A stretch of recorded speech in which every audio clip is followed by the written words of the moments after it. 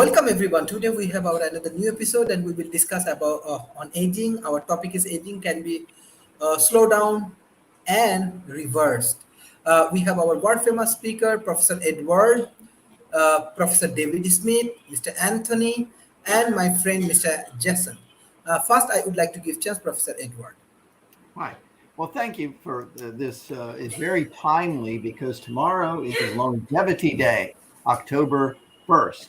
The International Longevity Alliance has declared that Longevity Day, and it's also a very appropriate show. About a week and a half ago, there was a major longevity conference in Dublin, Ireland, where Aubrey de Grey, who's one of the great fathers of the longevity movement, anti-aging movement, had a very good event. There's going to be one next week that I'll be attending and speaking at the Revolution Against Aging and Death Conference in San Diego. And by the way, for your audience, you can actually register for it online and watch it on the video or on Zoom. So the Revolution Against Aging and Death, RADFest 2022.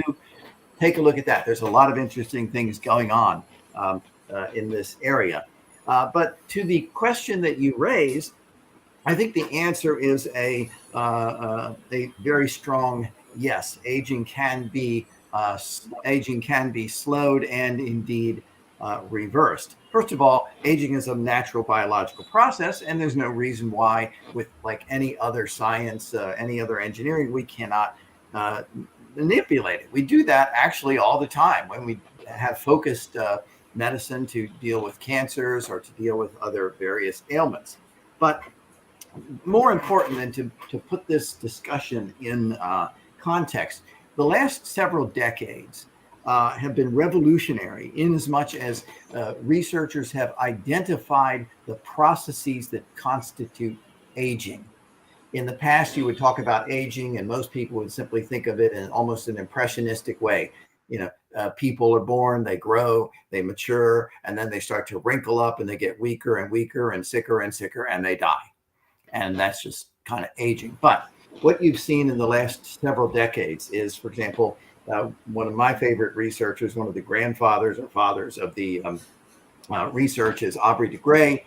And in his book, he breaks down the processes of aging into seven categories, seven processes, which includes mitochondrial mutations, telomere shortening on the telomeres that are on the ends of chromosomes, so-called zombie cells. For example, when a cell dies, sometimes instead of just dissipating, they stay and put toxic materials into the system, and other processes that he identifies.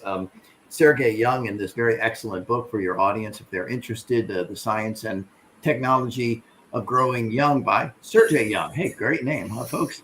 And he identifies 9 or 10 processes that kind of overlap Aubrey's explanation. But the point is, we now are understanding what aging is, what happens in the mitochondria with mutations over time and so forth.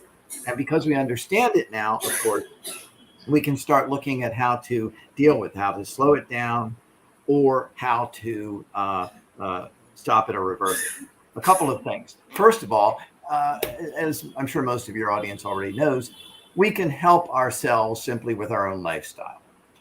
If you exercise regularly, if you have a proper diet, if you get plenty of sleep, which unfortunately I don't, I'm good on the exercise part, by the way. You can do things with your system where you help the immunity, you get the telomeres don't shrink maybe as fast and so forth. So there's a lot of things that you can do yourself. But what's more important is looking at the long term is this. Aubrey de Grey has come up with a concept that he calls SENS, the strategies for engineering negligible senescence, which is a very fancy way of saying how do you deal with aging. His analysis is this: we can't at this point have some kind of overall fix for aging, because it's all of these complicated interacting processes. So, for example, if you deal with telomere shortening on the chromosomes, that keeps the cells reproducing. But one of the things it could also do is influence cancer cells and keep them growing, which you don't want to do, right? So Aubrey argues that right now it's the biological system is too complex. So think of aging like a car. There are in the United States here, and I suspect probably over in Britain, because Aubrey's a Brit and he's shown us pictures of this for Anthony. You might have a car and, well, maybe the muffler has a problem. Well, you replace the muffler.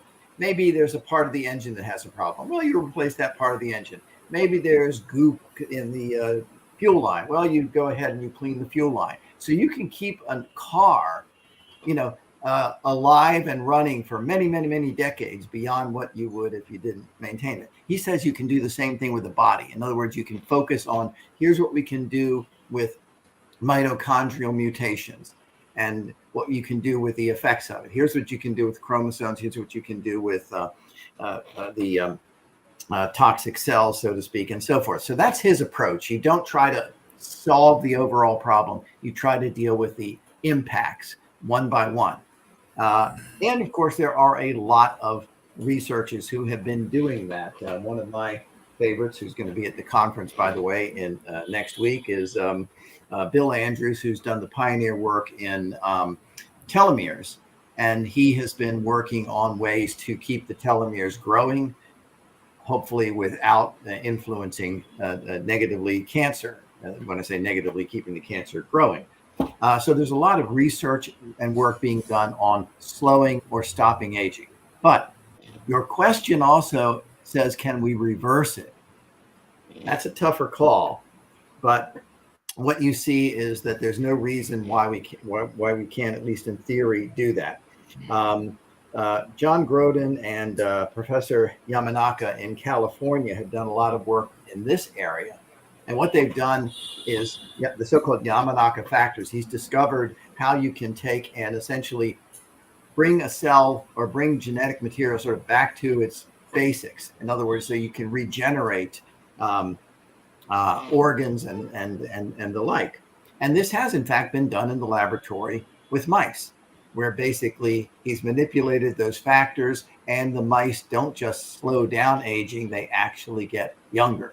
The hair grows back, organs get stronger, and the like. Now, again, yes, this is only in mice, and it's going to probably be a long term before we can do that in humans. But there's no theoretical reason why we can't not just slow aging and stop aging, for example, or deal with the impact of aging through the SENS process, but actually reverse it.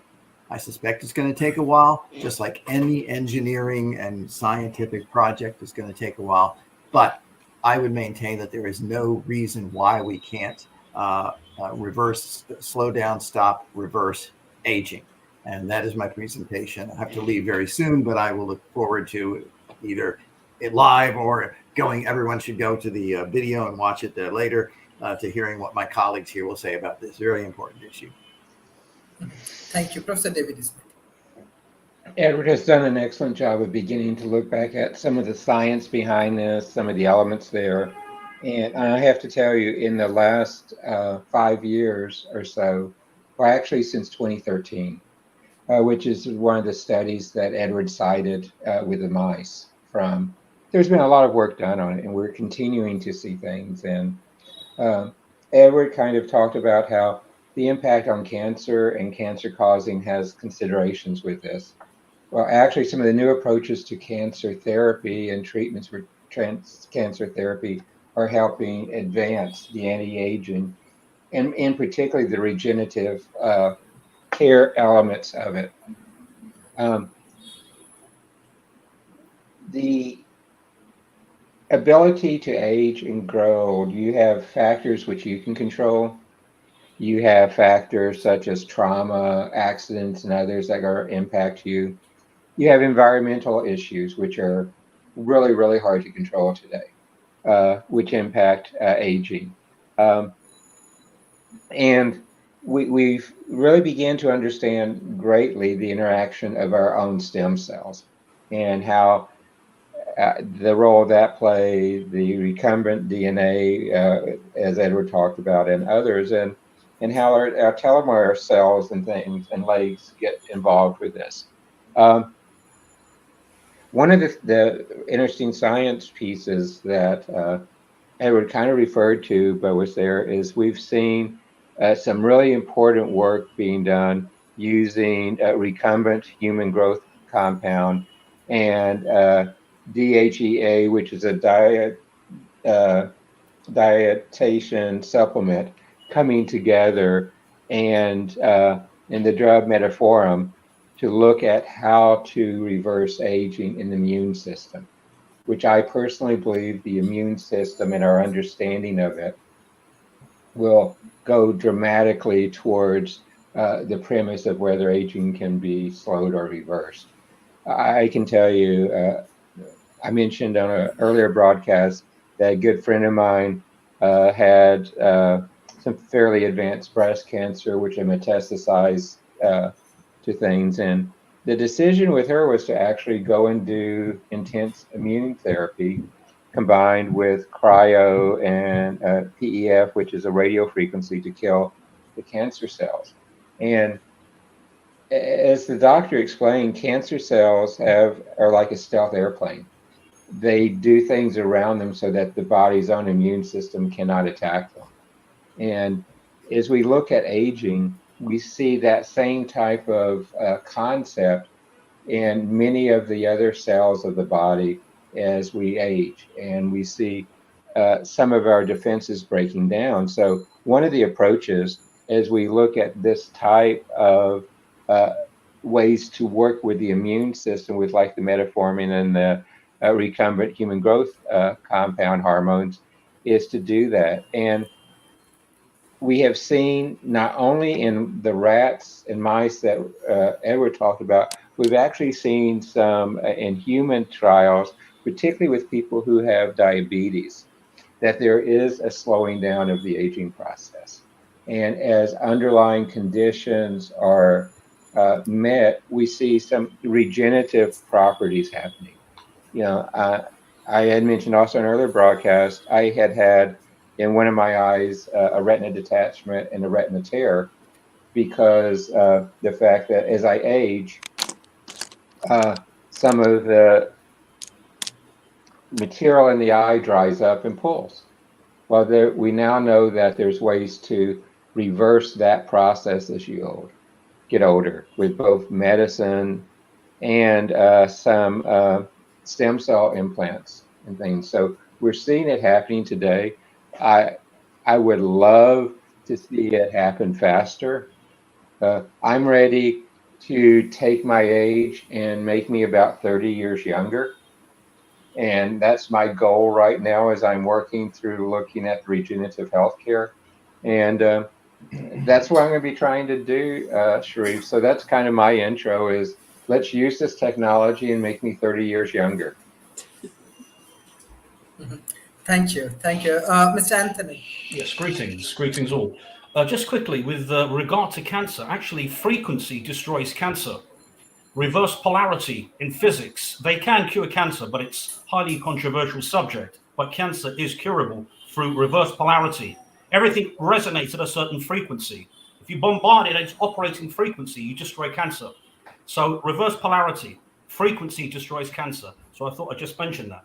But obviously the pharmaceutical industry is in the billions, and so they don't allow this to come out. It's a very controversial subject, so I'm going to stop there for now. We'll discuss this maybe at a later date. Right, since the dawn of man, we have been obsessed with immortality. Since the very dawn of man, we have been obsessed with discovering the elixir of life.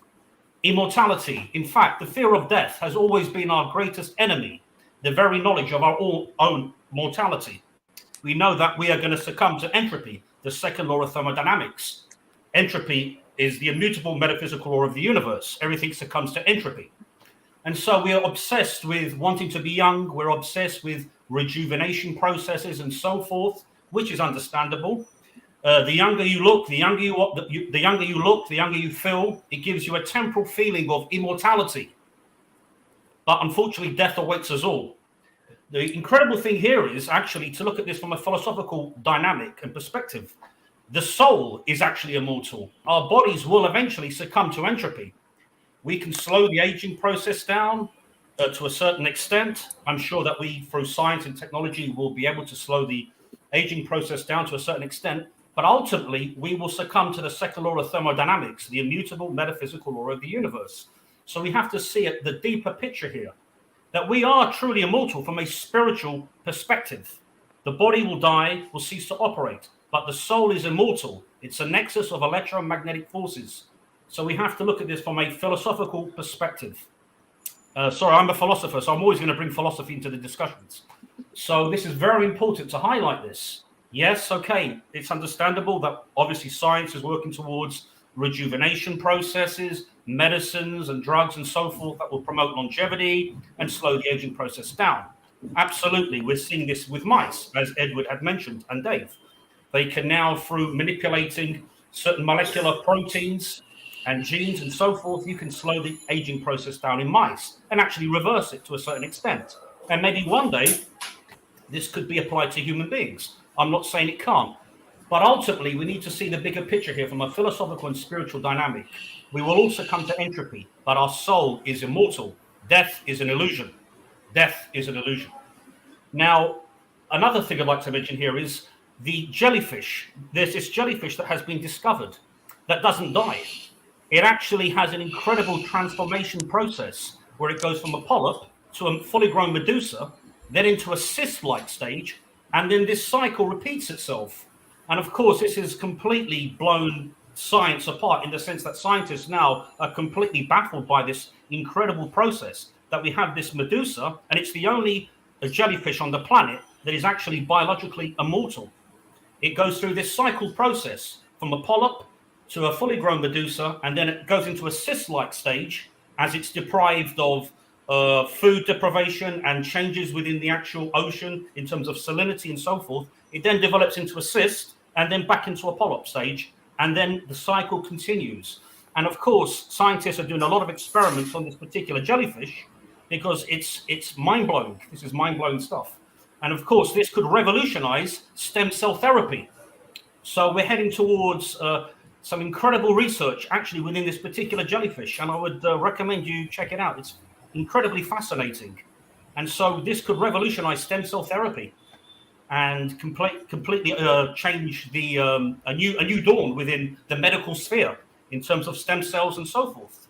But going back to what I was saying, certainly within mice, we have seen some very encouraging things happening in terms of slowing the aging process down and so forth, and reversing the aging process. But within a human being, it's a different thing. That hasn't happened yet. So we'll see what will happen in the future as time evolves. So yeah, I think I'll leave it there for now. Thank you. Thank you. Mr. Jason. Yes, thank you. So yeah, I guess starting at the beginning, definitely looking forward to tomorrow, the Longevity Day, and RadFest coming up quick as well for out in San Diego. So looking forward to that next week, actually, or the week after. And related to a few things that Edward alluded to, we're also doing a What is Aging webinar. We brought in Dr. Bill Andrews yesterday, and the first one a few weeks ago was Dr. Jose Cordero and Dr. Ian Hale. So those will be on our channel for reference. So related to the topic here, is aging reversible? Can it be stopped? And I'd say absolutely. There's no doubt that you can completely rejuvenate the human body.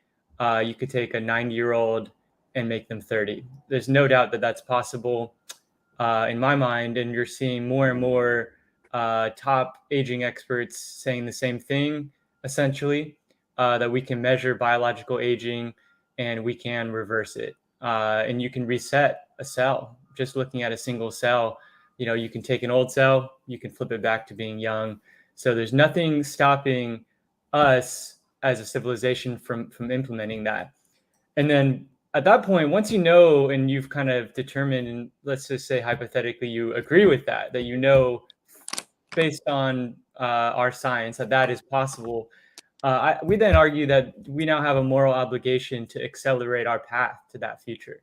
When you go into these nursing homes, retirement homes, You're seeing the people, they're not having a fun time. They're not having, they're not on the beach. So we do think that it's a moral obligation to pursue these technologies faster.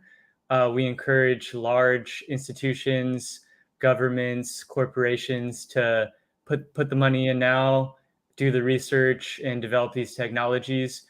I want to talk about, in terms of these threats to our society that will or potentially kill us, just to take a step back and kind of look at this from a bird's eye view. You have things like these wars and nuclear weapons and potentially robots in the future, or you can die from a lot of different things. You can die from a car crash. You could trip and fall, right? There's all these things. A lot of them, as a civilization, we put money to mitigate those risks, especially threats from all kinds of different things. But the big difference between those threats and the threat of aging is the difference of certainty. Because if you do absolutely nothing, aging will kill you with certainty. But those other things, it's only a possibility. Maybe nuclear could kill you. Maybe the robots will kill you. Maybe a car crash will come. So you don't really know. Those are all possibilities. But there's a certainty that if you do nothing, aging will kill you, and not just you, everyone on the planet.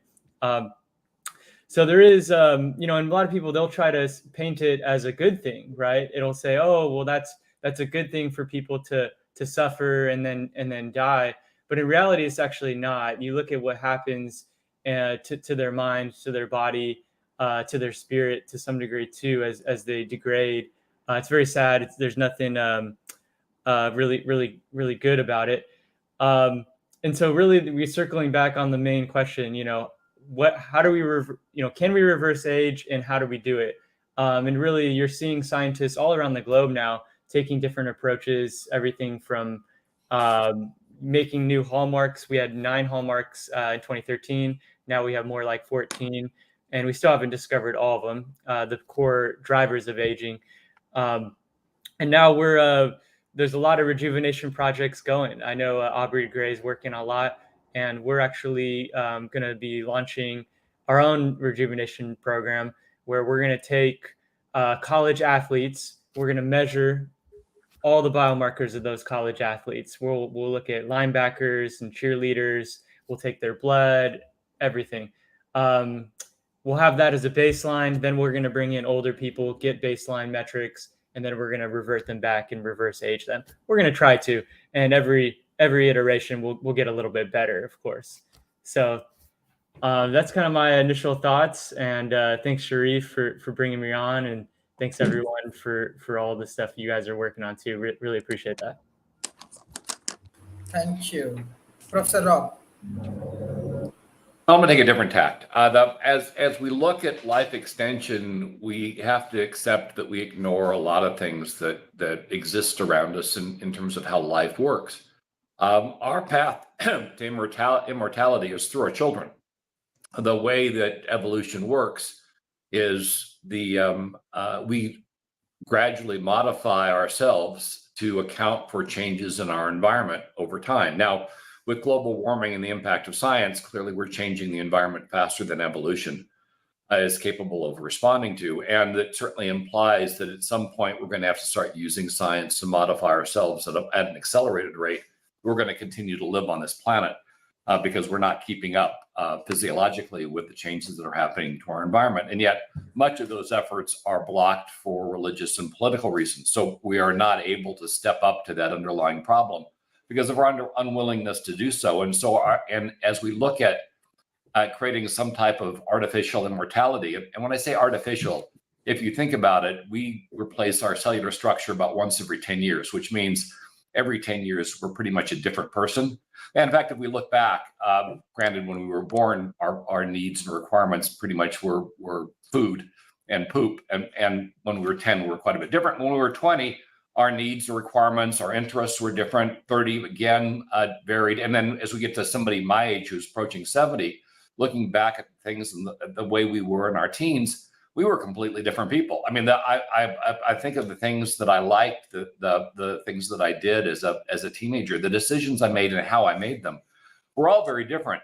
You could introduce me to my younger self, and I probably wouldn't know myself because I've changed so much. And so our nature is change. And our methodology for changing, at least physiologically, is through reproduction. So now we're going to change that. So we're going to take and we're going to try to create some form of immortality. But what part of us is immortalized? Do we extend our teens? Do we extend our 20s? Do we extend our 30s, our 40s, our 50s? Certainly, we don't want to extend our 70s and 80s. I mean, living forever as an 80-year-old would probably be more of a problem than a benefit. So finding a way to that perfect sense of self, and still allowing for that change that must occur as society changes around us and the environment changes around us is not trivial. For instance, if we suddenly were able to extend our life to 250 years, but we left mandatory retirement at 65, what the heck's going to happen to the ecosystem? What's going to happen to the economics of the country, where the vast majority of people are not working or producing, and the minority of people that exist, increasingly smaller minority of people that exist under 65, are having to support the ever-growing majority that are over 65. So all of those things will have to be adjusted. Yet we show no real willingness to make those adjustments, and so as we make this transition, in parallel, we have to be willing to make the other kinds of transitions that must occur as we fundamentally change what we are. And what we currently are right now is a race of beings that evolve through reproduction. And if we extend our life significantly, we will change to a race of beings that may not evolve at all. Which could be problematic unless we can better control our environment. And then if you look at the fundamentals of evolution and advancement, would we then simply stagnate? So we live forever, but everybody sits around and watches video games or exists in the metaverse or drops into an immersion tank, which is certainly possible and science fiction has covered in the past.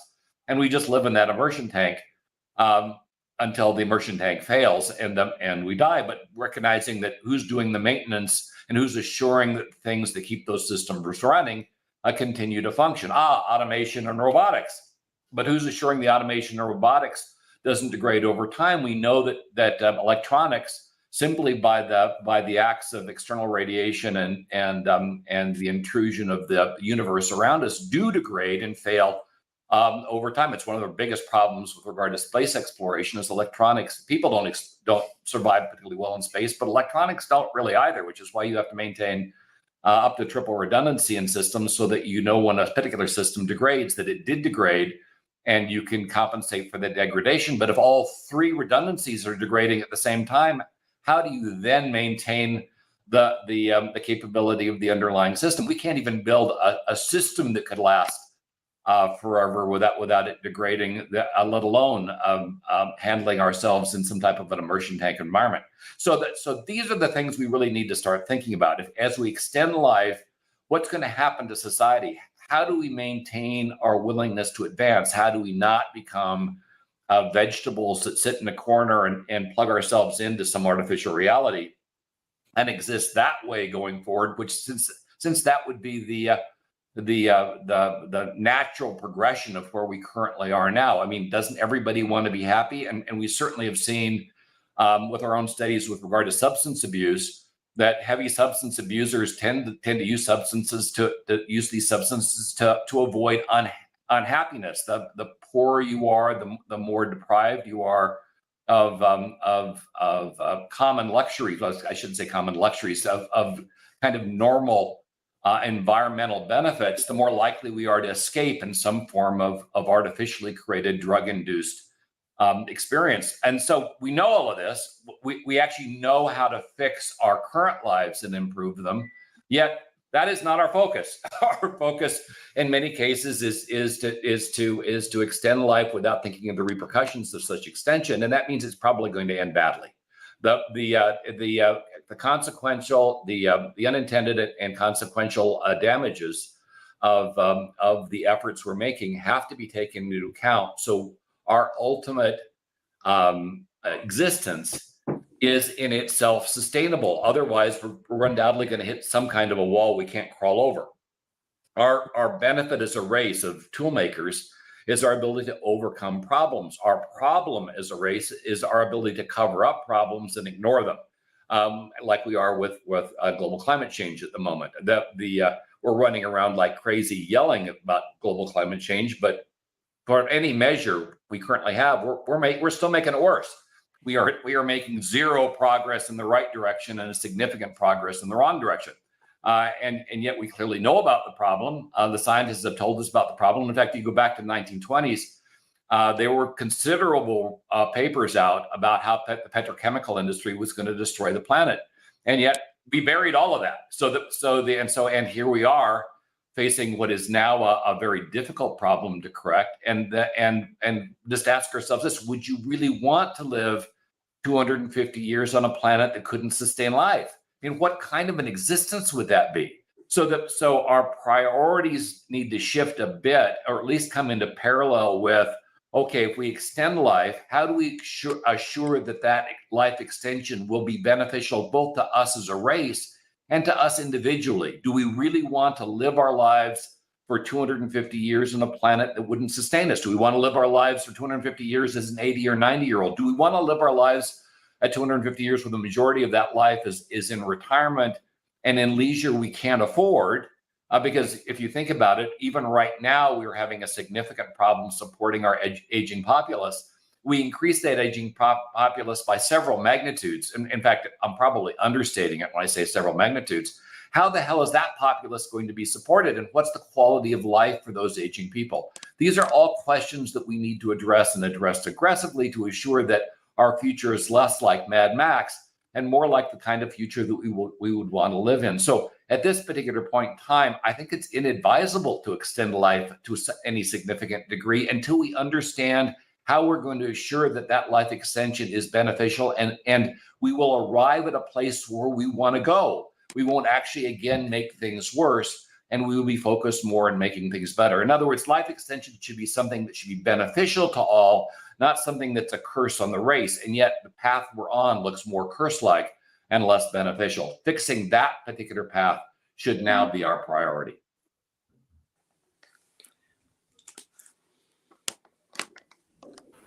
Thank you, Professor Rob. Mr. Dan.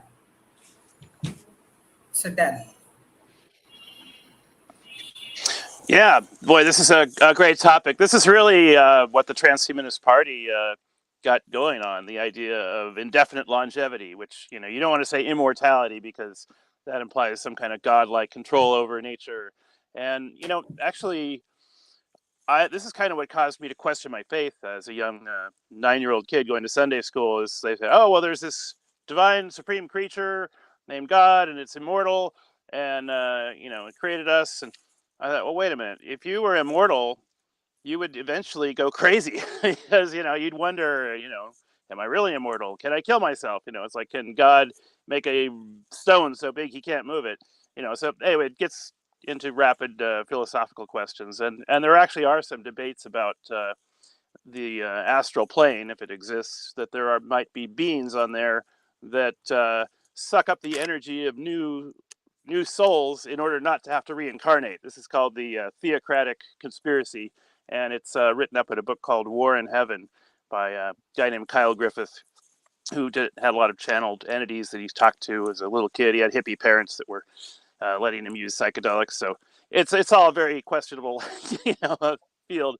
But this is a question of like immortality on the physical plane, and what about immortality on the non-physical plane? This raises a whole bundle of interesting philosophical conundrums. But back to physical immortality. We live in a country that has a really entrenched medical cartel. And if you look at the history of the American Medical Association, it really has a very dubious foundation. It was around the turn of the century when there was a choice about medical schools. Were they going to teach the so-called allopathic model, which is where you treat symptoms, you use drugs that are mostly based on petrochemicals, and you use these to mask symptoms, or to use more integrative things like homeopathy? There was a huge medical base of homeopathy and naturopathy, and basically this Rockefeller hired this former circus clown named Norman Fishbein to go around and get all the medical colleges discredited if they didn't teach allopathic techniques. So now we're saddled with this huge medical cartel which wants to treat everything with pharmaceutical drugs, and it's in fact the AMA even has a patent on the word cure. It's illegal for you to use the word cure if you're not an AMA sanctioned entity, and the only sanctioned cancer treatments are surgery, radiation, and chemo, cutting, burning, and poisoning. Though we know that there are obviously superior treatment modes. I mean, I used to do college radio show, and I interviewed Dr. Bob Beck, who's the physicist who invented the strobe light, and he was the Radionics Society president. He's passed away now. Actually, it looks like he was bumped off by government agents, pushed down the stairs, and went to a coma and died. But he has a protocol which you can still get. He had documented. I won't use the C word, cures, but it's an electromedical protocol. And you can get this through a group in Canada called SOTA, State of the Art. And there's basically 4 parts to it. It's micro blood pulsing. You put 2 little cotton wrapped saltwater electrodes on your brachial artery, and you do biphasic DC pulsing for about 15 minutes a day. And the only levels of electricity that are getting in your blood are on the microvolt level, but it's enough to change the cell wall poration or keep pathogens from penetrating the cell wall. So he was curing AIDS and cancer, but now because of this, you get something called Herxheimer's syndrome, which is toxic byproducts. So you need the other 3 protocols to help flush out the toxic byproducts. Like you want to take ozone, which is singlet oxygen, bubble it through cold water, and this super oxygenates the water, and you drink this cold water, and the ozone helps to react with free radicals. And it's a very safe protocol. It's oxygen therapies are big in Europe. They're not big here because, again, we've got that AMA suppression.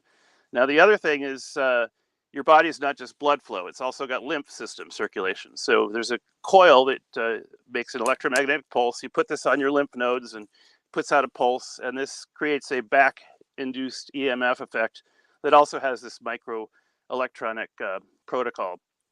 And then colloidal silver is a natural antibiotic. You can make it yourself with a little home unit where you put 2 silver, pure silver, not sterling silver, because that's got nickel and other contaminants in it, but pure 999 fine silver. You run a voltage through it, like 3 9-volt batteries is enough, and you'll see colloidal size clouds of silver sintering off the electrodes. And you have to use it quickly because it's got a photo reactive effect. If you leave it out in the light, it turns black. But if you drink this colloidal silver water, it's a natural antibiotic. It kills 99% of bacteria and pathogens. So anyway, these 4 things that you can do yourself, without spending.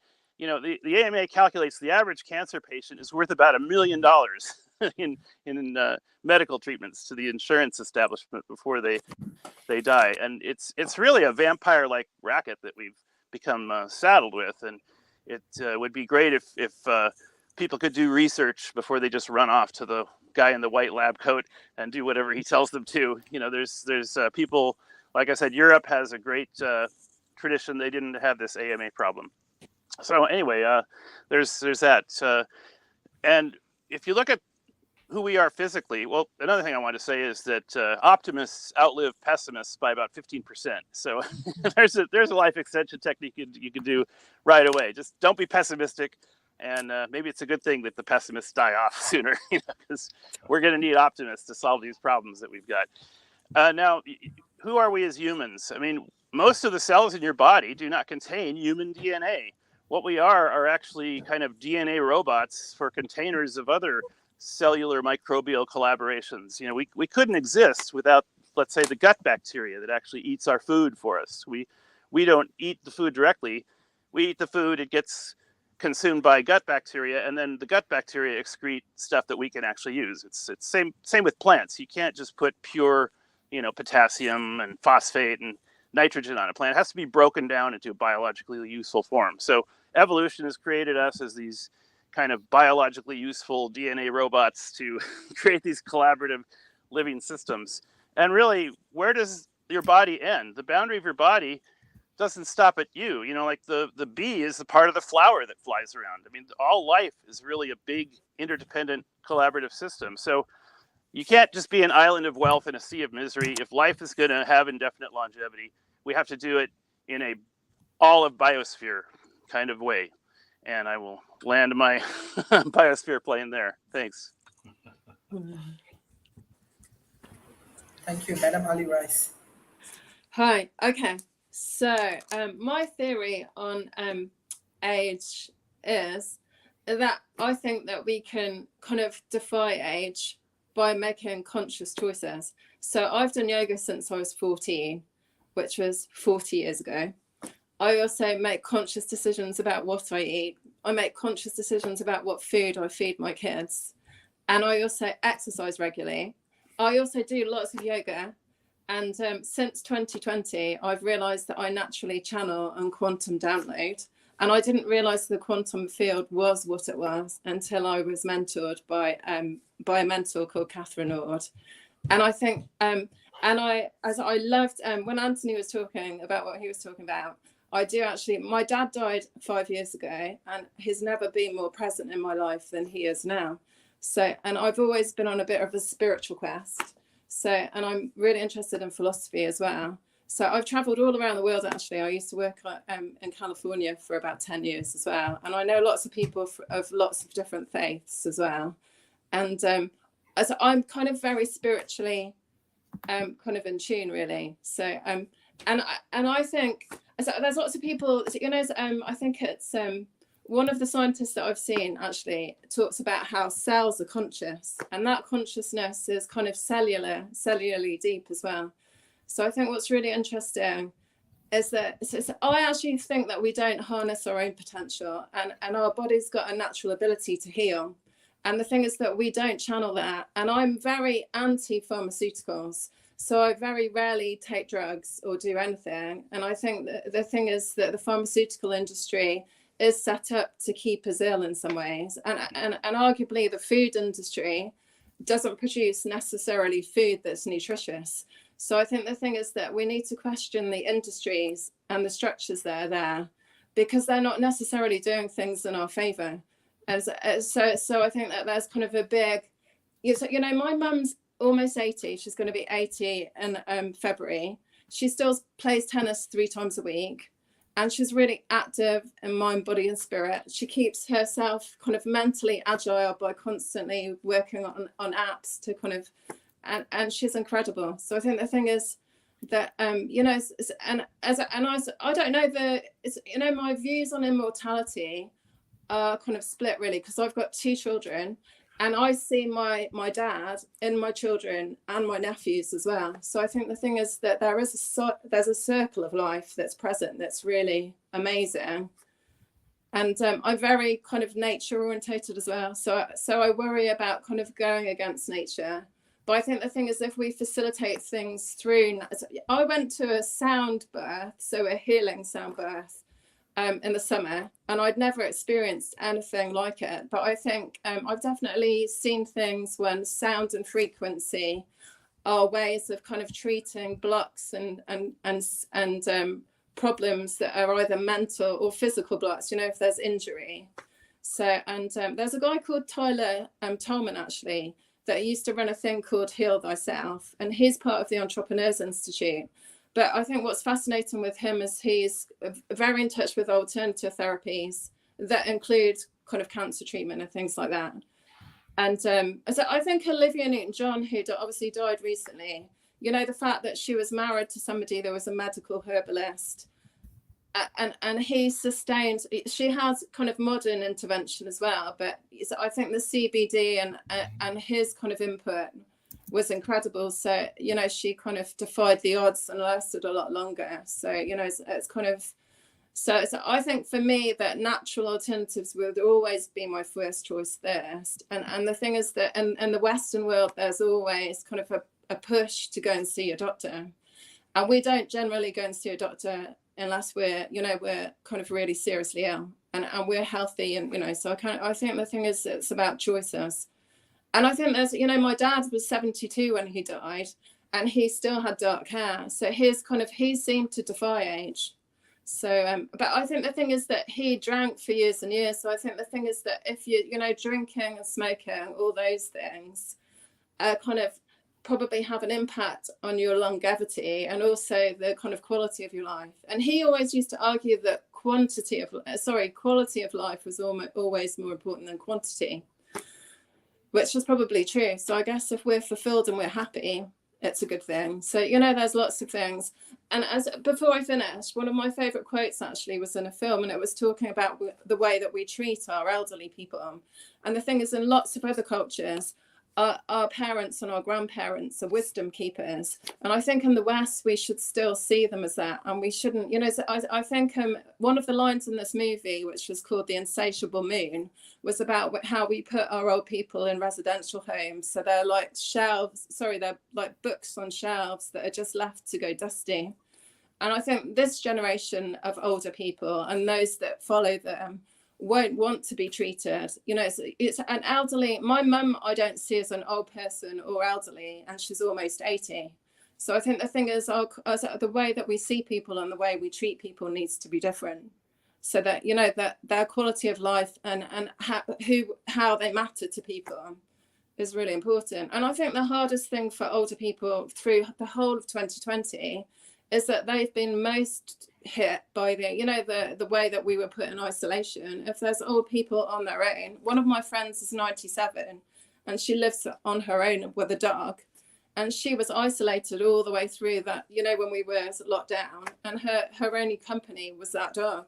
So I think kind of that level of isolation causes people to become quite neurotic. So I think there's it's kind of quality and community really matters. So I think if people look out for their community, it's really important too. So anyway, that's my first thoughts. Mr. Markley. How y'all doing?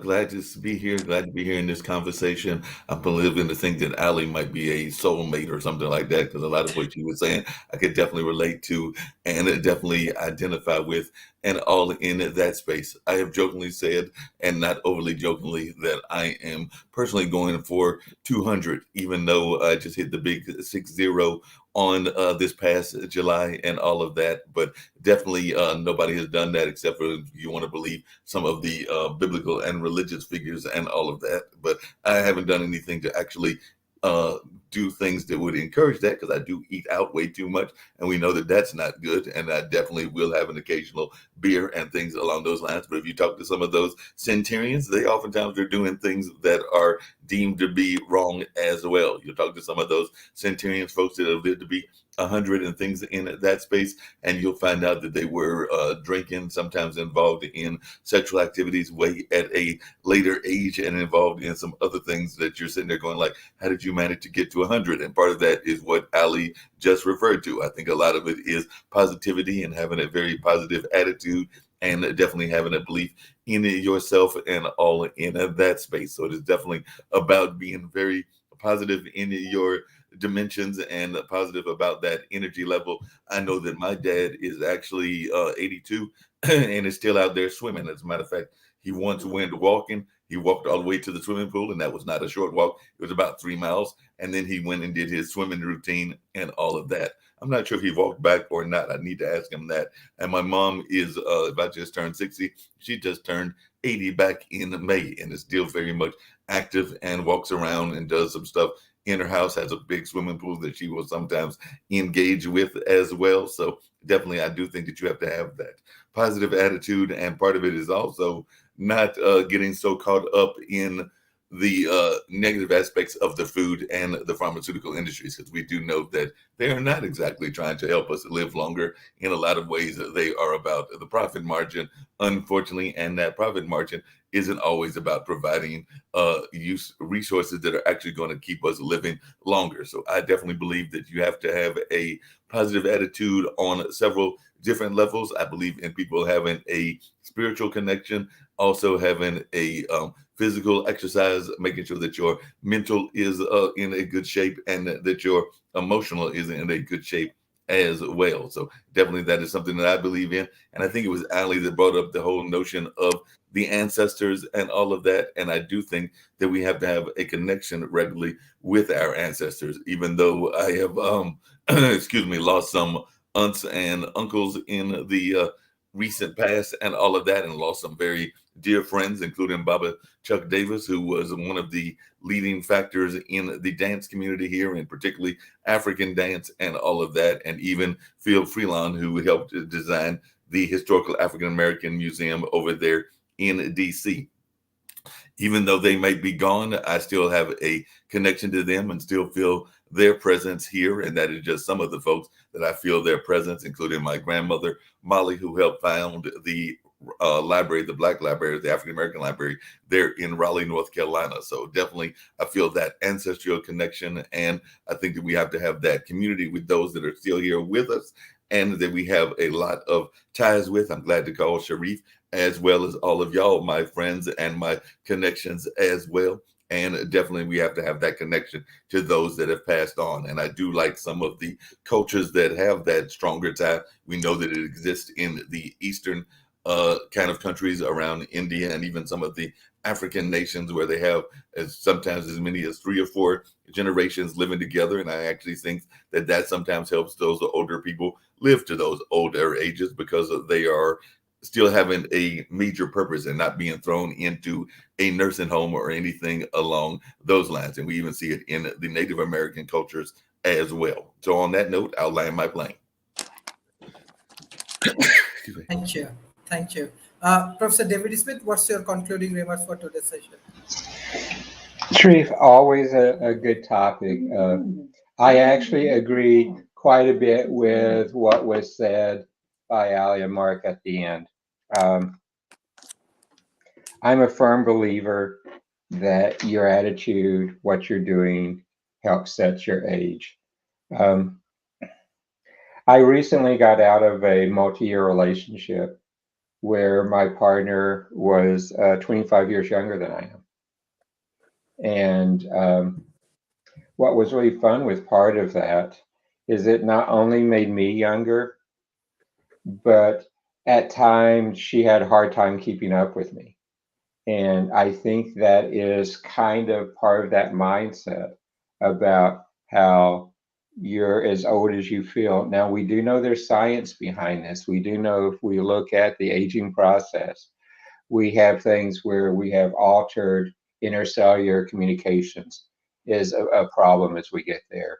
And particularly as we look at it in what's called cellular synthesis, where we have telomere dysfunction, we have DNA replication stress, we have oxidation stress, we have cell-to-cell fusion that is causing us problems as we go through there. And this impaired cellular communication then inflames hormonal imbalances of the brain and impair the immune system, like we talked about earlier. And this also helps with the occurrence of cancer. We also have something called deregulated nutrient sensing, where the ways our cells signal to each other when we are younger, they don't signal their way as we grow older. And then when we see places where error is introduced into our cellular factor, and that causes us to age more. We see genomic instability. We see mitochondria beginning to sink. We see stem cell exhaustion. The stem cells just go there. We see our telomere cells getting shorter. And we know that there's things we can do to help it outside of the healthcare domain. We know intermediate fasting helps with this. We know our diet helps with it. We know our lifestyle. We know the supplements and other things we take can have an impact. We know exercise. We know there's some pharmaceuticals that can help us as we get there and doing. We also know that as we go old, we have a lot of sentient cells. These are zombie cells that refuse to die. Rod talked about how our body regenerates itself. Well, these zombie cells are one of our problems as we look forward on how to do, and we're seeing a lot of great research in that area. But here's kind of my, I guess, final conclusion. Most of the studies on aging and regeneration and how to reverse it have been done on mice. And we're not mice. We're seeing the beginnings of human studies there. And there's a lot of things we can do to increase and decrease our stress. I can tell you, I know when I'm stressed, I feel older. My body feels older. It won't do as much. We can spend quality time with loved ones. We can meditate. We can pray. We can eat well. We can exercise. These things reduce stress and help us extend our lifespan. But more importantly, we're wanting to do things to make us healthy, not just at surviving with pain, depression, loneliness, chronic disease.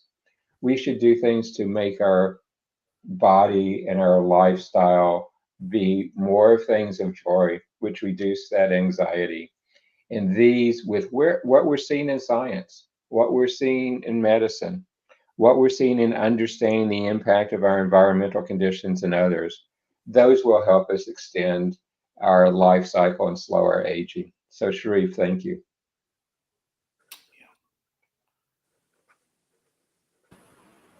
Thank you. Mr. Anthony, what's your Yes, concluding remarks? going back to what I was saying, as I said, I think we need to see this. We need to look at this deeper. We need to look at this deeper. Touching on what Rob was saying, we need to look at this deeper. Okay, we are immortal from a spiritual perspective. There is a God that transcends time and space. Now, atheists always attack the notion of God. They say, well, who created God? Well, that is an oxymoron. That is a non-question. In fact, this is known as circular reasoning. And circular reasoning is the fundamental fallacy in logic. God is an eternal being that transcends time and space, period. So to ask that question is a complete illogical question. It's known as circular reasoning, which is the fundamental fallacy in logic. And I'm not suggesting that I'm a Christian, but even the whole perception of having a Trinitarian God actually works scientifically. Within Christian theology, they have a Trinity, Father, Son, and Holy Spirit. And the actual Trinity actually can work scientifically. The universe is actually a Trinity. It's a space-time matter continuum. The universe is made up of space, time, and matter, 3 in 1. What is time? Past, present, and potential future. That represents the totality of time. What is space? Space, barring the fourth dimension time, space is 3-dimensional. And within each dimension of space, it permeates all of space. And matter, light and sound, is the unseen, omnipresent energy that manifests itself in various forms of measurable motion corresponding with natural phenomena. Light produces light waves that produces the light that is seen, and the same mathematics for sound. So we can actually make sense of a Trinitarian God within Trinitarian Christian theology in terms of science. The universe is a space-time matter continuum. Incidentally, I'm not a Christian, I'm a theistic evolutionist, but I'm sure that a lot of Christians would be very happy with this statement. So we have to look at things far deeper. We are immortal. You can't destroy energy. The first law of thermodynamics. Our soul is a nexus of electromagnetic forces that cannot be destroyed. We are immortal. Our bodies succumb to entropy, the second law of thermodynamics. Yes, we can slow the aging process down. I'm sure we will eventually slow the aging process down. But eventually we will succumb to entropy. But that's not it, because our soul is immortal. Death is an illusion. There is another dimension that transcends this 3-dimensional space. This is what we need to understand. So we need a deeper understanding of philosophy and metaphysics to really understand what we are. And I think this then changes everything in terms of wanting to remain young and so forth. So I think I'll end with that. Thank you. Professor Rob. Well, we're on the cusp. Let's take a different tack. We're on the cusp of digital immortality. The creation of digital twins, human digital twins, is in process as I speak. We have several billionaires that are currently in the process of digitizing themselves to see if it's going to work. It won't be available to the masses for another 20 or so years, but we're on the cusp. In fact, theory is the first immortals have already been born. It just may not happen in time for me. So we will have a form of immortality. Of course, the discussion goes back to, is that you that was immortalized, or is it simply a digital clone of you that carries forward? But as I mentioned before, since we refresh ourselves once every 10 years, arguably we're a digital we're a non-linear continuation of the person we were when we were born, but not a contiguous one. So the person we are now is not the person we were 10 years ago, not the person we were 20 years ago. In fact, all those people were arguably, if we were all in the same room, we probably would disagree on more things than we would agree on, suggesting that we are different folks. And so we take into account digital immortality. It could be construed as yet just one more cycle of our evolution, but one that has a dead end, because once we become digitalized and immersed as a digital twin, unless that digital twin itself evolves, and in some cases it will. The purpose for human digital twins is to emulate, at least the initial purpose for human digital twins will be to emulate or to forecast the future. And so that means they will have to evolve at an accelerated rate.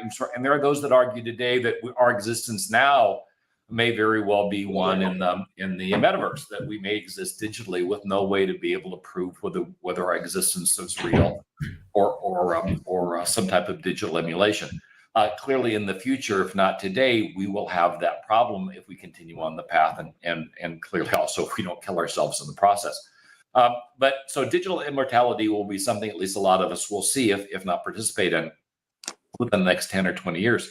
And then deciding how that life will continue or whether it should is going to be interesting, because there will be those that become tired of that life and will want to end it. But the emulation will need to continue because the emulation is attempting to focus on the future. So what will happen? Will they simply delete the parts of us that want to end our lives so that we continue on without whatever caused us to suicide? And thus again be reformed as a different individual with ever increasing little connection to our past, or will we be locked in place as a forever digital twin, reliving that same day? If you remember actually it wasn't iRobot, it was the other one. Anyway, there was a robotic story where there was a child, and the child at the end comes back to life, still as a child, still frozen because it's a robot. It doesn't grow, it doesn't evolve, and has that one perfect day, which could recur forever. And we could all have, every morning we could get up and have the best day of our lives over and over again. And would we want that existence? Some of us might, and some of us may get that choice in the future. The medical immortality path is far more difficult than the digital one is. We know how to build machines that can last for indefinite periods of time. Forever is problematic, as I mentioned earlier, but certainly we can create machines that are properly shielded and could last for thousands of years without trouble. And with the appropriate forms of redundancy, we could probably extend that to millions of years.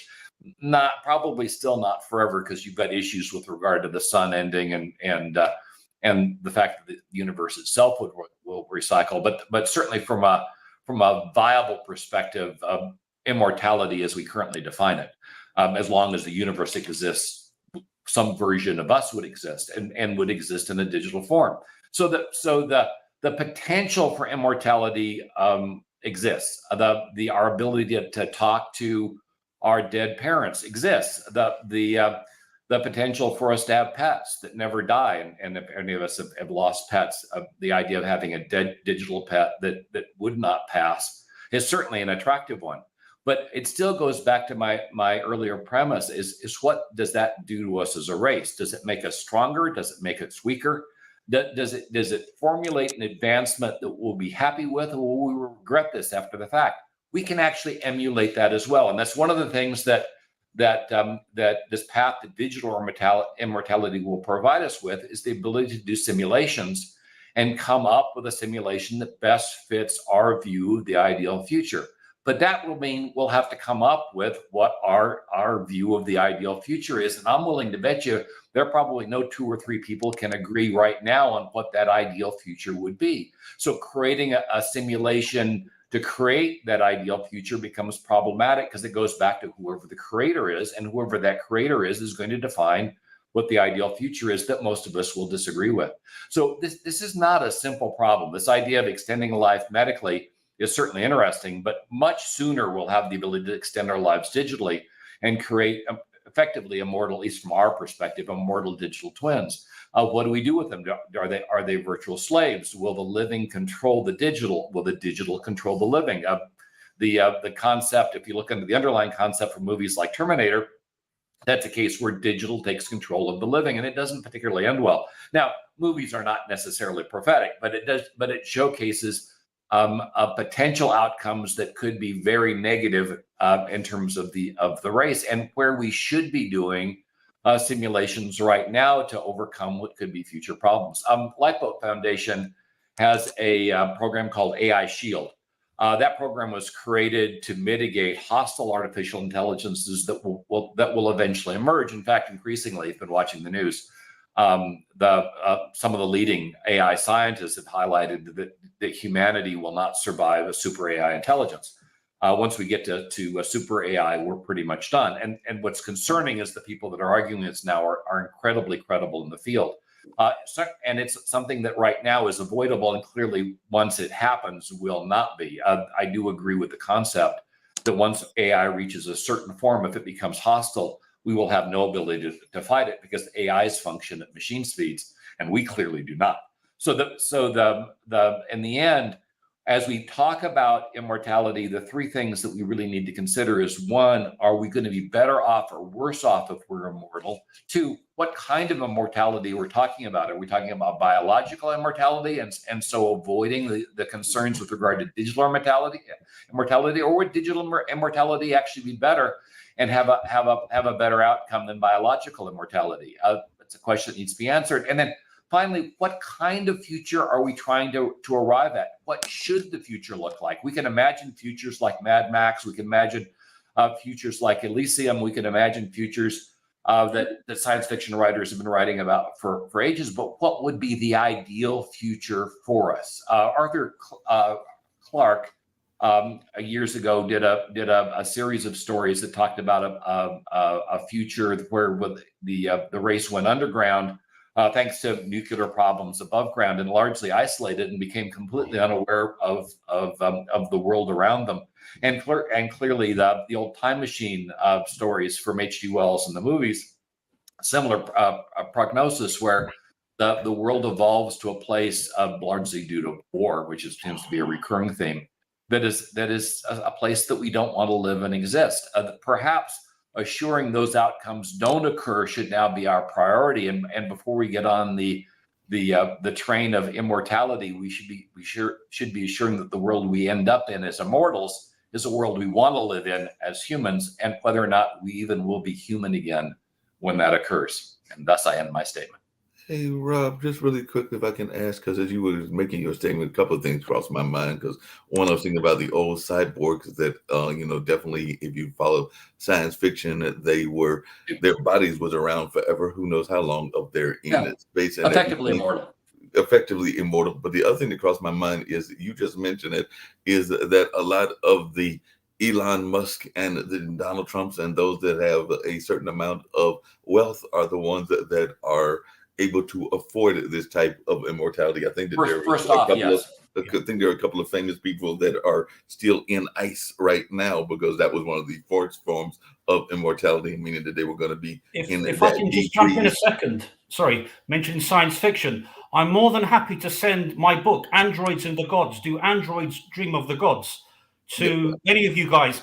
I'll contact Dan, I'll add you as a friend, and I'll send you, sorry if I may interject, my book, Androids and the Gods, a PDF. It deals with artificial intelligence. Book, but my question, I love that. Thanks. It deals with, and I know that it deals with artificial intelligence, philosophy, science, metaphysics, very deep, and theology. And I'm sure I'm going to win a Nobel Prize one of these days. So I'm going to send.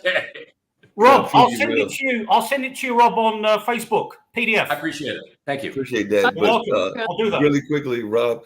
I guess my question to ask is do we not have a concern about people that live in places like Malaysia and some of the other third world countries, not to mention the people that are poor here in the United States and everything, they can't afford to do all of this kind of stuff that we're talking about. Because if we're talking 20 years for the rich people, we're probably talking 100 to several hundred years for those of us that are not in that economic life. So the movie that comes closest to that would be Elysium, which I mentioned earlier, where you have an elite group of folks that live pretty much forever on a space station, and because it really doesn't matter where you're living on a space station, which is a euphoric existence, and then everybody else that supports them lives on the Earth, which is a Mad Max nightmare. Right. That undoubtedly is the outcome we are currently headed for, where the rich get richer and more powerful and live forever, and the people that can't get rich and are blocked from becoming rich become the slaves of the future. Though practically speaking, I think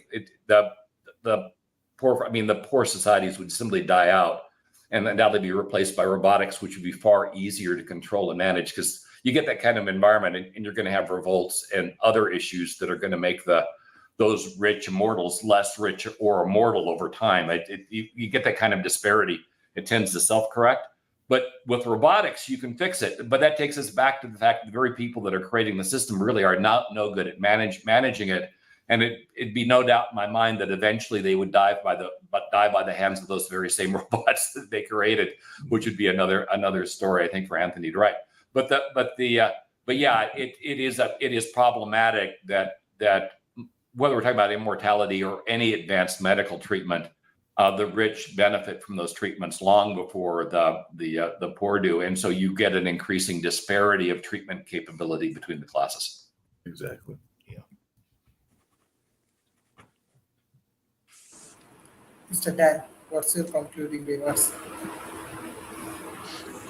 Well, thanks a lot for the forum. This is a topic that really could go on, it could be like 100 shows about this topic. I mean, but, I'm a baby boomer, and when I was born in 1960, the population of Earth was about 3 billion people. And here we are at 2022, and now we're over 8 billion. And I really feel a responsibility that, my baby boomer generation was responsible for a lot of this hyperconsumption and narcissistic behavior. And so in my little way of giving back, I'm here in Thousand Oaks in Ventura County, California. Mm-hmm. And I'm doing a third run at the local government office, which is city council. But I'm not just going to run for office to run Thousand Oaks. I want to make a model city for all of human civilization to be a Thousand Earths civilization. I believe that, we have one shot at becoming multiplanetary, like Elon Musk says, not letting the light of consciousness go out. So I'm really using my self non-funded campaign as a way to promote this idea. I think no one wants to be an island of wealth in a sea of misery. I don't think that's what the point of theistic evolution is. And by the way, I love that term. I think Dan, I will send you, if I may, I will send you a couple of my presentations. Yeah, that's great. I'm actually going to be hoping to debate. We have to finish, Mr. Anthony. Okay. So you can send we're over time. No problem. Oxford. Anyway, I'll make a campaign pitch to wrap it up.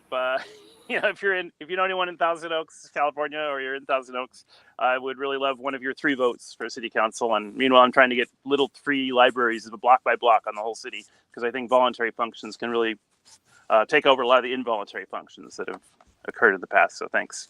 Thank you. Madam Ali Rice, what's your concluding remarks?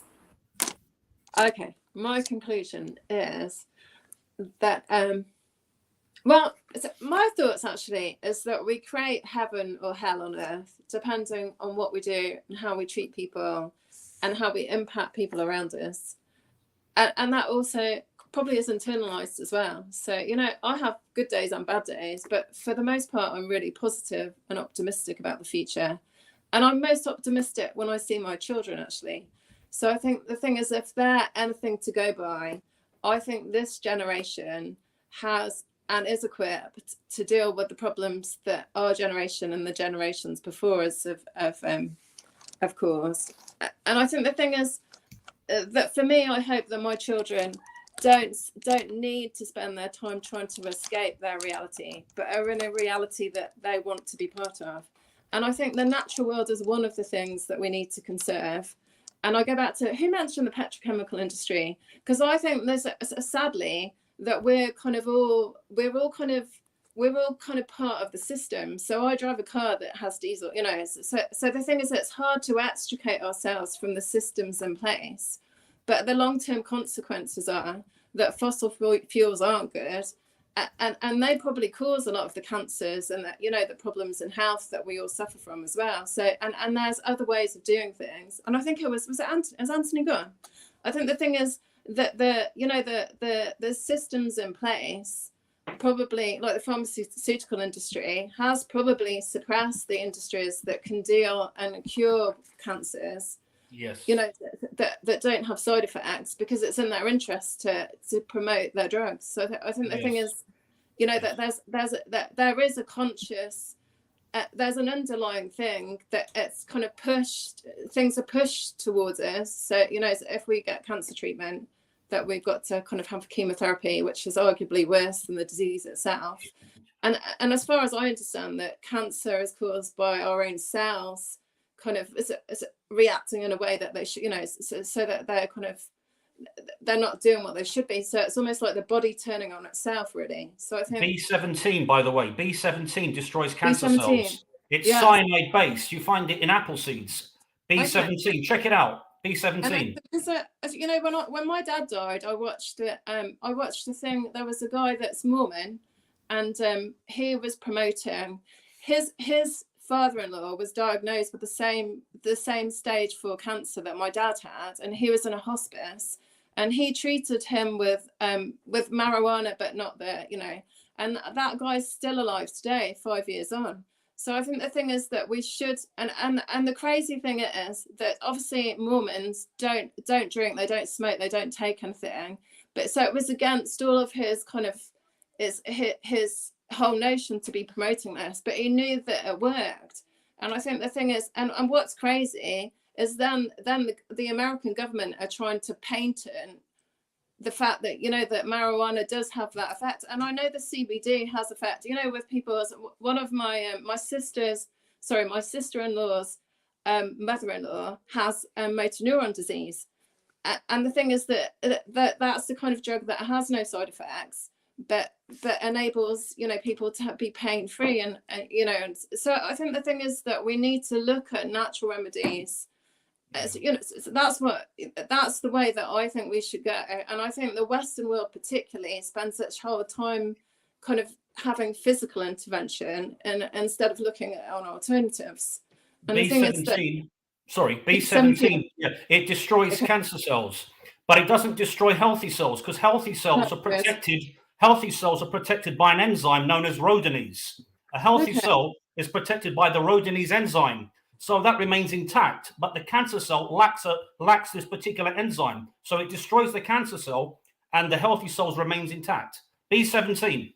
Same with electromedicine too. Yeah, there's a place in Mexico, in Tijuana, where they actually do treat people with cancer with B17. That's fantastic. Yeah. So Northern Mexico, very close to San Diego. Okay. Anyway, so for me, you know, I think that we need to protect and preserve the natural environment, because I love it, and our natural environment is the countryside that's quite agricultural. So it's not truly like wilderness that I've been to, you know, when I was in California. It's not true wilderness areas or ancient woodland. But the thing is, so I think we're all interconnected, and I think we need to. We don't want to eradicate nature, so we're in some kind of horrendous place where there is no trees or animals or wildlife, or, you know. So the thing is that I'm a real kind of nature. I just think interdependence and kind of tapping our own potential to heal and age healthily. You know, our health is our wealth, not money, you know, and not as in our relationships. And I think definitely 2020 proved how important our health is. So, and that's another story. I think that I didn't have any vaccines, and I never will for COVID. And I think our immune system has a natural ability to protect us. And if we continually have vaccinations, our immune system and our natural immunity will be affected and won't work. So I think the thing is, unless there's an underlying condition, you know, so I think that we have a natural ability to heal, and you know, so I'm just putting that out there. But I think our body and our physical ability to heal and our kind of potential is completely untapped, and we need to go back and kind of have more trust in ourselves. And not just an interest in ourselves, Ali, but you brought up an interesting point, because even if you go outside and just even if you're in an urban environment, there are definitely ways that we can pay attention to Mother Nature around us, even if you're in a big city like New York or Tokyo or Rio de Janeiro or places like that. Because even in a city like Durham, which is not an overly big city, but it is definitely an urban environment, I can tell you that I can go outside and just seeing a butterfly, maybe not so much today because we're under cloudy skies and Ian is possibly heading this way and everything, even though it'll be a weekend storm by the time that it gets to North Carolina and all along those lines. But it's just seeing a simple butterfly or a simple rabbit or a simple even deer on occasion as well can put a smile on your face, just like it can when you're watching some of your fellow human citizens walking around with their dogs or seeing their cats in the windowsills and things along those lines. So I definitely am one